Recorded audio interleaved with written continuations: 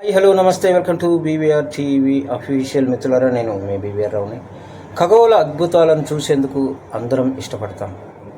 కానీ గ్రహ శకలాలు భూమి దగ్గరికి వెళ్ళిన పేలిన అవి సృష్టించే వినాశనం ఊహకు అందదు. అసలు అంతరిక్షంలో గమ్యం లేకుండా తిరిగే గ్రహ శకలం ఒకటి మన భూమి వైపు దూసుకొస్తోందని శాస్త్రవేత్తలు ఆందోళన వ్యక్తం చేస్తున్నారు. తాజాగా అఫోసిస్ అనే గ్రహశకలం ఉనికిని గుర్తించినట్టు వాళ్ళు తెలియజేస్తున్నారు. దీని పరిణామం ఎలా ఉండబోతోంది అన్నది ఆందోళన వ్యక్తం చేస్తున్నారు. ఇది ఎంత పెద్దదంటే 370 మీటర్ల పరిమాణం ఉందట. వాళ్ళు ప్రాథమికంగా దీన్ని అంచనా వేశారు. అపోఫిస్ గ్రహశకలం ఏప్రిల్ 13, 2029 మళ్ళీ 2036లో మనల్ని దాటి వెళ్తుందని తెలిపారు. ఈ గ్రహ శకలాలు భూమిని ఢీకొట్టే ముప్పు 72% ఉందట. ఇది శాస్త్రవేత్తలు చెబుతూ ఉన్నారు. ఇలాంటి గ్రహ శకలాలు ఢీకొట్టడం వల్లే అప్పట్లో డైనోసార్లు అంతమైపోయాయట.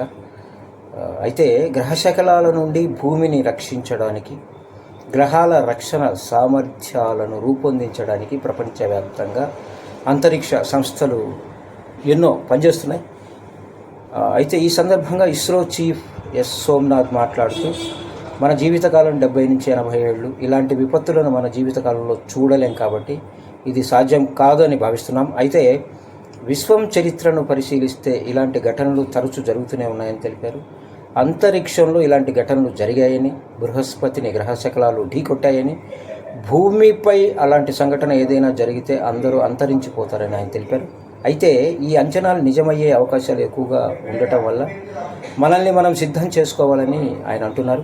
భూమికి ఎలాంటి ముప్పు జరగకూడదని, సమస్త జీవరాశులను కాపాడుకోవాల్సిన బాధ్యత అందరిపైన ఉందని అంటున్నారు. అయితే దీనిని ఆపడం కష్టమని, దీనికి ప్రత్యామ్నాయాలు వెతకాల్సిన అవసరం ఉందని ఇస్రో చీఫ్ ఆయన అంటున్నారు. భారత్ సైతం తన వంతు కృషి చేస్తోందని తెలియజేశారు. 10 కిలోమీటర్ల వెడల్పాటి ఆస్ట్రాయిడ్ ఢీకొంటే వెలువడే ఉష్ణం ధాటికి భూమి మీద కొన్ని జీవజాతులు పూర్తిగా చనిపోయే ప్రమాదం ఉందని ఒక సిద్ధాంతం ఉంది. డైనోసార్లు అలాగే అంతర్ధానమయ్యాయని శాస్త్రవేత్తల అంచనా వేస్తున్నారు.